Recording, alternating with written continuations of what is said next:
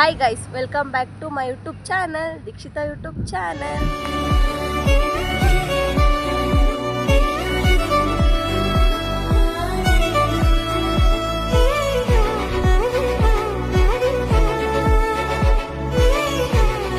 Guys ಇವತ್ತಿನ log ಏನಂತ ಅಂದರೆ ಹಳೆಯವರಮ್ಮನ ದೇವಸ್ಥಾನಕ್ಕೆ ಹೋಗ್ತಾ ಇದ್ದೀನಿ. ಬನ್ನಿ ನಿಮಗೂ ತೋರಿಸ್ತೀನಿ. ಇದು ಎಲ್ಲಿ ಬರುತ್ತೆ ಏನು ಅಂತಂದರೆ ಉಳಿದುರ್ಗದಲ್ಲಿ ಬರುತ್ತೆ. ಇದು ತುಂಬ ಪವರ್ಫುಲ್ ದೇವರು ಅಂತ ಅಂತಾರೆ. ನಾನು ತುಂಬ ನಂಬ್ತೀನಿ ಈ ದೇವ್ರನ್ನ. ಬನ್ನಿ ನಿಮಗೂ ತೋರಿಸ್ತೀನಿ ದೇವಸ್ಥಾನ ಮತ್ತು ದೇವರು ಎಲ್ಲ ಹೆಂಗಿದೆ ಏನು ಅಂತೆಲ್ಲ ತೋರಿಸ್ತೀನಿ. ಬನ್ನಿ ಗೈಸ್ ದೇವಸ್ಥಾನ ಹತ್ರ ಬಂದ್ರಿ. ದೇವಸ್ಥಾನ ಹತ್ರ ಬಂದು ಇಲ್ಲಿ ಕಾಲು ತೊಳ್ಕೊಳ್ಳೋಣ ಅಂದ್ಕೊಂಡು ಇಲ್ಲಿ ಹೊಳೆ ಹತ್ರ ಬಂದಿದ್ದೀವಿ. ನೋಡಿ ಹೊಳೆ ಹೆಂಗಿದೆ ಅಂತ. ಇವಾಗ ಕಾಲು ತೊಳ್ಕೊಂಡು ದೇವಸ್ಥಾನಕ್ಕೆ ಹೋಗೋಣ ಬನ್ನಿ.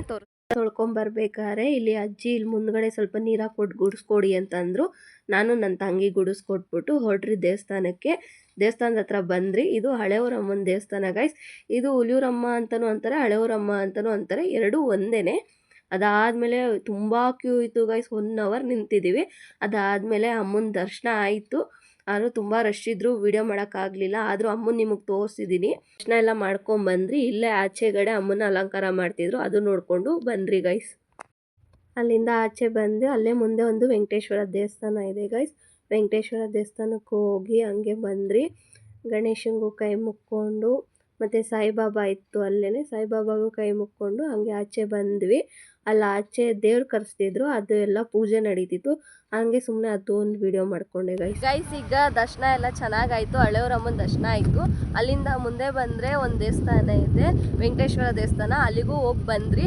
ಇವಾಗ ನೆಕ್ಸ್ಟ್ ಎಲ್ಲಿಗೆ ಹೋಗ್ತಿದ್ದೀವಿ ಅಂತಂದರೆ ಹುಲಿಯೂರಮ್ಮನ ದೇವಸ್ಥಾನ ಇದೆ ಇಲ್ಲೇ ನಮ್ಮ ಚಿಕ್ಕಿ ಮನೆ ಹತ್ರ. ಅಲ್ಲಿಗೂ ಹೋಗ್ತೀವಿ, ಬನ್ನಿ ತೋರಿಸ್ತೀವಿ. ಬನ್ನಿ ಇವಾಗ ಹುಲಿಯೂರಮ್ಮನ ದೇವಸ್ಥಾನಕ್ಕೆ ಬಂದಿದ್ದೀವಿ. ಬನ್ನಿ ಒಳಗಡೆ ಹೋಗೋಣ. ಹಳೆಯವರಮ್ಮ ಮತ್ತು ಹುಲಿಯೂರಮ್ಮ ಅಂದರೆ ಎರಡು ಒಂದೇ ದೇವರು ಗೈಸ್.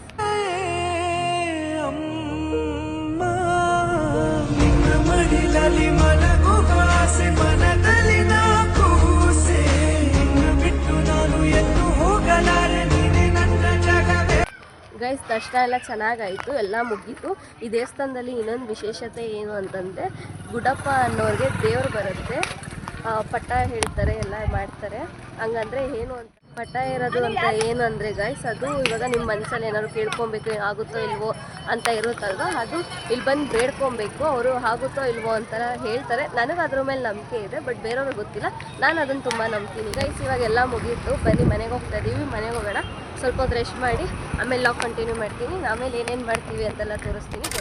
ಇವಾಗ ಎಲ್ಲಿ ಹೋಗ್ತಿದ್ದೀವಿ ಅಂತಂದರೆ ಇಲ್ಲೊಂದು ಬಿಗ್ ರೂಟ ಇದೆ, ಬಿಗ್ ರೂಟಕ್ಕೆ ಹೋಗ್ತಾಯಿದ್ದೀವಿ ನಾನ್ ವೆಜ್ ತಿನ್ನೋಕ್ಕೆ. ಯಾರ್ಯಾರು ಹೋಗ್ತಿದ್ದೀವಿ ಅಂದರೆ ನಾನು, ನಮ್ಮ ಚಿಕ್ಕಿ, ನನ್ನ ತಂಗಿ ಹೋಗ್ತಾಯಿದ್ದೀವಿ. ಅವರು ಕ್ಯಾಮ್ರಾಗೆ ಬರೋಕ್ಕೆ ಸ್ವಲ್ಪ ಶೈ ಫೀಲ್ ಮಾಡ್ತಾರೆ. ನಮ್ಮ ಚಿಕ್ಕಿ ಬರ್ತಾರೆ, ತೋರಿಸ್ತೀನಿ ರೀ ನಮ್ಮ ಚಿಕ್ಕಿನ. ಆಮೇಲೆ ಯಾರು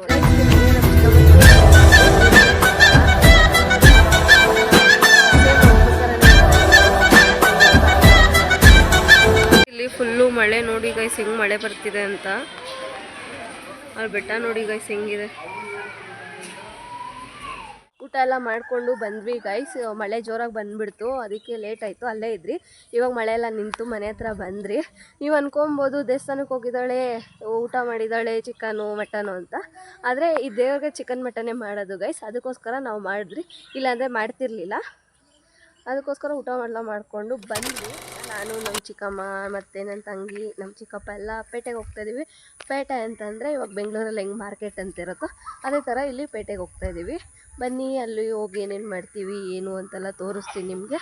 ಕಂಟಿನ್ಯೂ ಮಾಡ್ತೀನಿ, ಅಲ್ಲಿಗೆ ಹೋಗಿ ಗೈಸ್.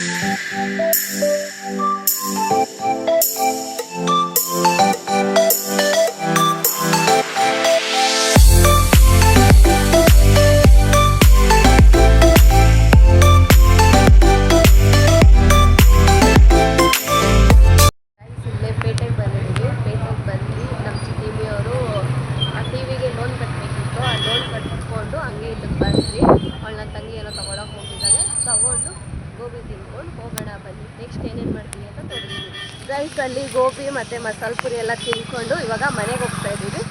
ಬನ್ನಿ ಈ ಲಾಗ್ನ ಇಲ್ಲಿಗೆ ಎಂಡ್ ಮಾಡ್ತೀನಿ.